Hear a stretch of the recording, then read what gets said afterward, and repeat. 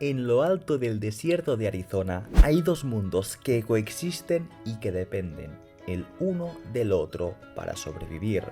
Son dos ciudades, dos países con un terreno en común que comparten cultura, herencia, personajes, identidad y a veces hasta la familia, aunque sus realidades son muy distintas. Se trata de Nogales, Arizona y Nogales, Sonora, México, conocidas como ambos Nogales, una frontera entre Estados Unidos y México que todos los días está en las noticias. En Nogales, Arizona, los ingresos son más de 7 veces más altos. La mayoría de los adultos se han graduado de la escuela secundaria, la esperanza de vida y la atención médica son relativamente altas y sus residentes tienen acceso a todos los servicios públicos básicos. La inseguridad no es una preocupación ni temen perder sus inversiones, negocios o casas. En cambio, hacia el sur, su gemela Nogales, Sonora, el panorama es diferente. La mayoría de los adultos no han terminado la secundaria, el sistema de salud es deficiente y la violencia es el pan de cada día, pues pese a contar con una población 12 veces menor, su tasa de homicidios es más alta que la de San Luis, la ciudad de Estados Unidos con una tasa de homicidios más alta en 2019. Pero además, abrir un negocio es como jugar a la ruleta rusa, ya que cuando no aparece la criminalidad, aparecen los funcionarios corruptos con sus sobornos. Cuando se observa ambas ciudades en una vista aérea, no hacen falta las palabras, pues el contraste salta a la vista. Pero ese contraste no se queda allí, sino que se extiende por todo el continente americano, donde la disparidad se hace mayor entre el norte y el sur. ¿Por qué ocurre esto? ¿Siempre ha sido así? Hoy intentaremos encontrar una respuesta, pero antes de empezar, no olvides suscribirte y activar la campana para que te mantengas al día con nuestras publicaciones. Pasotismo español. Para encontrar la respuesta a nuestro interrogante, necesitamos viajar atrás en la historia, concretamente al siglo XV, en la época de los imperios y la conquista. Como sabrás, en ese entonces, los españoles y portugueses fueron los principales interesados en el reparto del nuevo continente descubierto, América. En el caso de América del Sur, esta era la propiedad inmobiliaria más valiosa y buscada del hemisferio. Había oro, tierras fértiles, un clima perfecto, estaba bastante poblado de indígenas, ya sabes, mano de obra barata.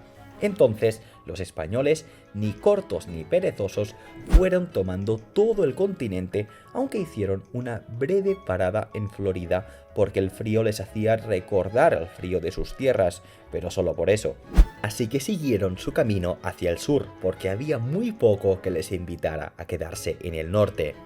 Y es que en el norte de América sucedía todo lo contrario que en el sur. Allí, las tierras eran estériles, no tenían nada, tampoco metales preciosos, o al menos no de fácil extracción. Y en el invierno quedaban sepultadas bajo gruesas capas de nieve. De modo que los colonos españoles se fueron con su gallina de los huevos de oro.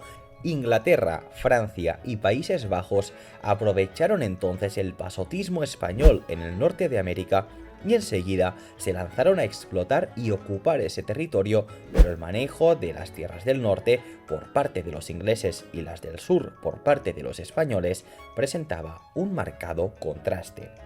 Veamos, los españoles comenzaron a explotar su mano de obra para extraer los recursos de estas tierras, que vale decir, eran mucho más ricas que el propio Madrid. Sin embargo, esta riqueza no benefició a los indígenas, sino a los conquistadores y al reino de España. Esta ansia de riqueza de los españoles dio origen a la encomienda y comenzaron con la expropiación de tierras, el trabajo forzoso, la fijación de enormes impuestos y el pago de salarios extremadamente bajos. Como resultado, los conquistadores y sus descendientes se hicieron increíblemente ricos y los habitantes de esas tierras veían cómo los dejaban sin nada. ¿Los nativos lucharon contra eso o solo se quedaron mirando? Sí, se resistieron fuertemente al saqueo, pero fueron erradicados y reducidos a reservas, no solo bajo las armas, sino también a causa de las enfermedades que llevaron consigo los españoles. Así fue como comenzó la debacle de una de las regiones naturalmente más ricas de la Tierra, que luego de la conquista se convirtió en la más desigual del mundo. Mientras tanto, más al norte, al mismo tiempo en el que España controlaba y explotaba todas las áreas más valiosas de América, con una gran población nativa usada como mano de obra barata y esclava, Inglaterra se ocupaba de los restos sobrantes que España le había dejado, pero no la tuvieron tan fácil como sus pares. El primer asentamiento inglés de Jamestown fue un desastre, un territorio del que, por cierto, se dice que es el lugar del supuesto romance del capitán John Smith y la princesa Pocahontas. Fue un desastre porque intentaron aplicar la misma estrategia de los españoles en el sur, pero la población de nativos en ese lugar era menor, tenían un sistema descentralizado y se mostraban reacios a comerciar y mucho menos a ser conquistados. Lucharon ferozmente por sus tierras, tal y como hicieron los nativos de América del Sur, pero sucumbieron a las armas de los ingleses. De hecho, se estima que el total de pérdidas humanas en América ronda los 70 millones de muertos, la matanza más grande en la historia de la humanidad. Pero sigamos. Lo cierto es que los ingleses lo intentaron varias veces más sin éxito. La estrategia de los españoles en Sudamérica no funcionaba en Norteamérica y entonces cambiaron el plan. Le dejaron a una gran autonomía a sus colonos y como en esas tierras no había casi nada, el colono que quisiera prosperar lo tenía más difícil que los que habitaban en el territorio americano español, donde lo único que hacía falta era ganarse favores políticos. Entonces, en las posiciones británicas en América tenían que innovar, invertir y trabajar duro por su propia voluntad. Si fracasaban, tenían que empezar de cero, algo de lo que ya tenían experiencia, y eso estimuló una ética del trabajo que aún hoy en día perdura. En este punto ya todo va tomando forma, pero sigamos. La corona inglesa, además, entregaba tierras a cualquiera que estuviera dispuesto a migrar a la colonia, y los colonos tenían el derecho a una asamblea de votación para que pudieran opinar sobre las leyes que regían sobre ellos. Esa fue la base de la democracia y el capitalismo que finalmente se convertiría en los Estados Unidos. Estas asambleas también habían empezado a crecer en poder y fuerza, y dado que el poder político y la riqueza se distribuyeron entre un amplio segmento de la población, se hizo cada vez más difícil para una persona o grupo usar su poder para beneficiarse a expensas de los demás. Cuando las cosas comenzaron a funcionar muy bien en las 13 colonias inglesas, la corona británica se empezó a enfocar más en ellas, empezó a cobrar impuestos e intervino un poco más en su economía, pero no contaban con algo. A medida que las asambleas crecían en poder, las que se convirtieron en las nuevas élites de las colonias no aceptaron las condiciones que estaba imponiendo la corona británica, así que se organizaron y los sacaron de ahí, declarando la independencia de los Estados Unidos de América. Luego de la independencia, crearon una constitución que permitía distribuciones aún mayores del poder político y restricciones a quienes estaban en el poder. Consolidaron derechos de propiedad y de patente altamente seguros, la ética del trabajo se mantuvo, se incentivaba a las personas a invertir su tiempo, energía, recursos y creatividad para trabajar y resolver problemas. Y eso es algo que da sentido a que Estados Unidos experimentara la revolución industrial poco después de que lo hiciera Inglaterra. Mientras tanto, en territorio americano-español, el conformismo y la corrupción política eran campantes, y aunque se crea que no guarda relación, la religión también influyó en que esto fuera así, pues la ética del trabajo era un valor importante en la religión protestante que imperaba en las colonias inglesas, mientras que en la fe católica estas ideas no estaban tan arraigadas. ¿Por qué Latinoamérica sigue siendo pobre? Siguiendo el ejemplo de sus vecinos del norte, la mayor parte de los países de Latinoamérica se independizaron de España en el primer tercio del siglo XIX, pero esta experiencia no tuvo el mismo beneficio que tuvo para Estados Unidos.